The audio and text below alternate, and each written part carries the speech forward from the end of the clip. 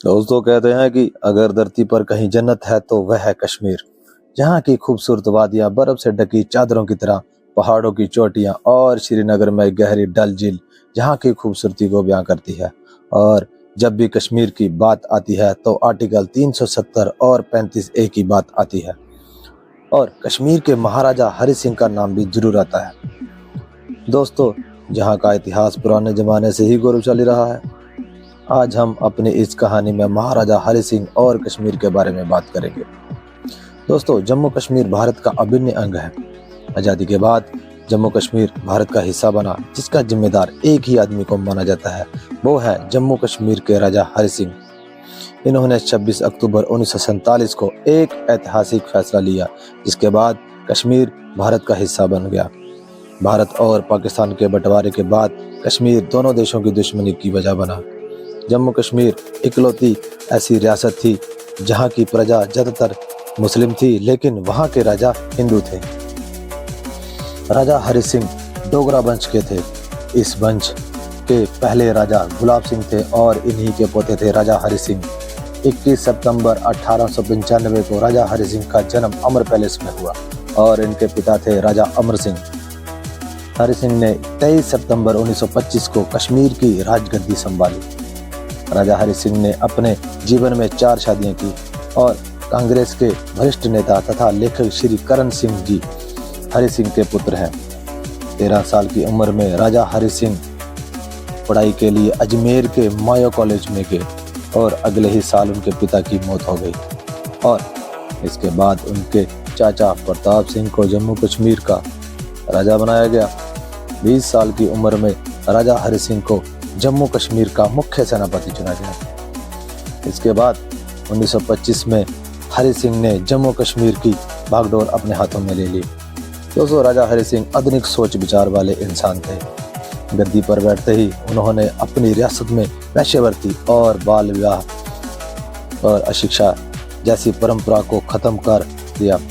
उन्होंने राज्य में प्राथमिक शिक्षा को कंपल्सरी कर दिया। उस समय बहुत बड़ा कदम था जो राजा हरि सिंह ने अपनी रियासत में शिक्षा दिलाने के लिए उठाया था। दोस्तों, राजा हरि सिंह ने दलित हिंदुओं के लिए सभी मंदिरों के दरवाजे खुलवा दिए और इन्होंने यह फैसला 1929 में लिया था।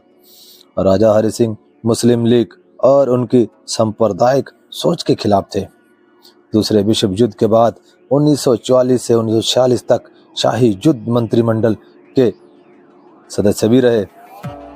26 अक्टूबर 1947 में महाराजा हरि सिंह ने जम्मू कश्मीर का विलय भारत में उसी संवैधानिक विलय पत्र के आधार पर किया, जिसके आधार पर बाकी रियासतों का विलय भारत में हुआ था। उस समय महाराजा हरि सिंह ने विलय पत्र में लिखा था कि मेरे विलय पत्र की शर्तों में भारतीय अधिनियम 1947 के किसी भी संशोधन के जरिए कोई भी बदलाव नहीं किया जाएगा जब तक मैं खुद इस बदलाव के लिए तैयार ना हूं। राजा हरि सिंह ने साफ साफ कहा था कि किसी भी सूरत में इस इंस्ट्रूमेंट ऑफ एक्शन को नहीं तोड़ा जाएगा जब तक इसे बदलने के लिए मैं तैयार नहीं हूं और यह अधिकार सिर्फ महाराजा हरि सिंह के पास होगा।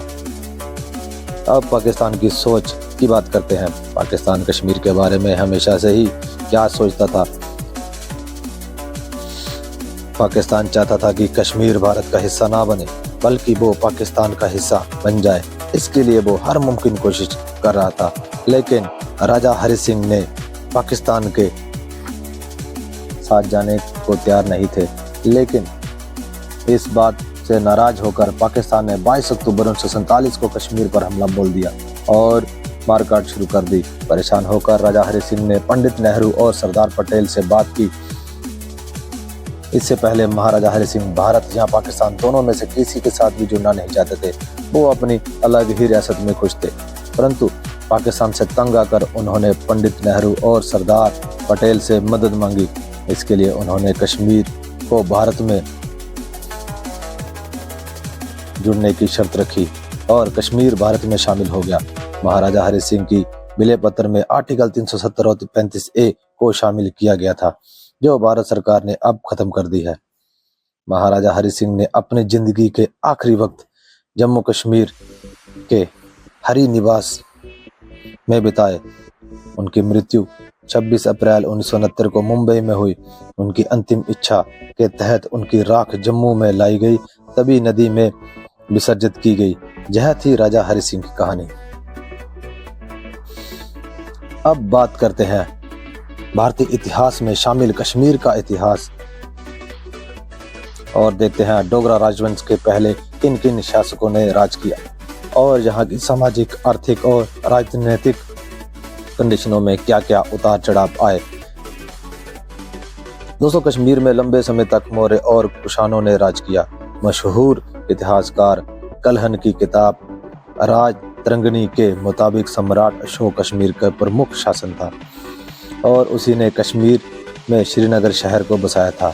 उन्हीं के शासक के समय बौद्ध धर्म का प्रचार हुआ। हालांकि कश्मीर का पुराना नाम सतसीर था। इसका मतलब होता है पानी में भरा हुआ।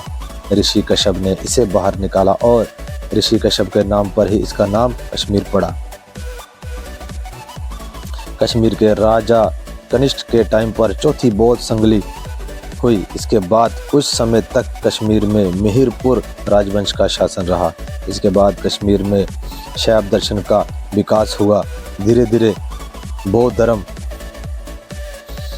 के कमजोर पड़ने की वजह से यहाँ हिंदू धर्म का प्रचार हुआ और कश्मीर संस्कृत के पंडितों का केंद्र बना। 7वीं शताब्दी में दुर्लभ बर्दन ने कश्मीर पर शासन किया और इस वंश का सबसे ताकतवर राजा ललित आदित्य था, जिसने तिब्बतियों और अरबों पर जीत हासिल की थी। इसके बाद कश्मीर में लोहार वंश ने शासन किया। 12वीं सदी तक कश्मीर में हिंदुओं का शासन रहा। 1339 में कश्मीर में मुसलमानों का शासन शुरू हुआ और शाह मीर शमशुद्दीन ने अपना शासन चलाया। इसके बाद जैनुल शाह अब्दीन ने कश्मीर पर हुकूमत की और उसे कश्मीर के अकबर के नाम से भी जाना जाता है। उसने सभी धर्मों का एक जैसा सम्मान दिया और इसके कारण कश्मीर में ज्यादातर लोग मुसलमान हो गए। 1586 में अकबर के शासन काल में कश्मीर में मुगल शासन शुरू हुआ और लंबे समय तक कश्मीर में मुगल शासन रहा। 1772 में मुगल शासन कमजोर पड़ गया और इसके बाद अहमद शाह अब्दाली ने कश्मीर को जीत लिया और इसके बाद 1819 तक कश्मीर में अफगानों का शासन रहा। 1820 में कश्मीर में महाराजा रणजीत सिंह का शासन शुरू हुआ। हालांकि 1840 में लाहौर समझौते के तहत उस समय के भारत के गवर्नर लॉर्ड हॉर्डिन ने कश्मीर राज्य को आसपास के पहाड़ी राज्यों का अधिकार राजा गुलाब सिंह को दे दिया।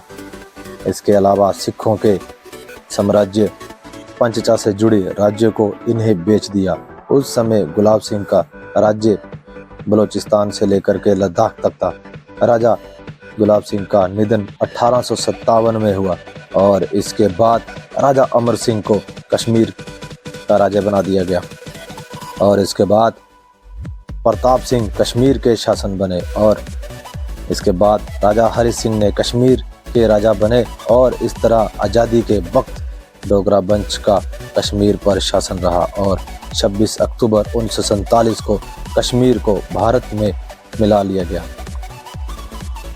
दोस्तों, लगता है कि अब आपको कश्मीर की असल कहानी समझ आ गई होगी। और आपको क्या लगता है कि कश्मीर से 370 और 35A को हटाना सही था? कमेंट सेक्शन में हमें ज़रूर बताएं। वीडियो अच्छी लगी हो तो इसे शेयर ज़रूर करें और लाइक ज़रूर करें और साथ ही चैनल को तो आपने सब्सक्राइब करना ही है। मिलते हैं अगली वीडियो में। जय हिंद।